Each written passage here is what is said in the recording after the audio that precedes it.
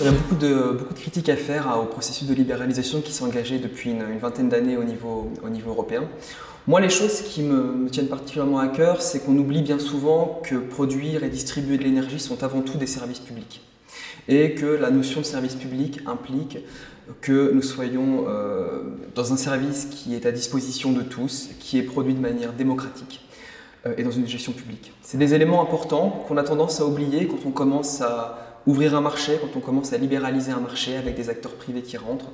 Et parfois, certains éléments de base, certains concepts qui sont importants pour la cohésion d'une société sont mis de côté et je trouve ça dommage. Et je trouve que l'électricité, l'énergie de manière plus générale, en est parfois un bon exemple quand on voit le taux et le niveau de personnes qui expérimentent une situation de précarité énergétique aujourd'hui.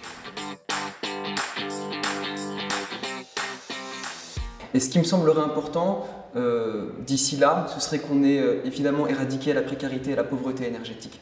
C'est quelque chose qui est absolument inadmissible dans un pays comme la Belgique, dans un continent comme l'Europe, qu'il y ait encore des gens qui ne puissent pas se chauffer de manière adéquate. C'est extrêmement important et il y aurait plein de solutions qui sont accessibles aujourd'hui mais qui demandent tout simplement de véritables décisions politiques. Et j'espère que d'ici 10 ans, on pourra féliciter ceux qui les auront prises. Un autre élément important, et j'espère qu'on pourra le fêter dans 10 ans à nouveau si on doit refêter un anniversaire, c'est de savoir que le citoyen, que le consommateur belge et par extension tous les consommateurs européens ont repris contrôle de la production et de la distribution d'énergie, qui est bien évidemment un service public, qui est un bien commun, qu'il faut envisager comme quelque chose qui amène du lien social entre nous.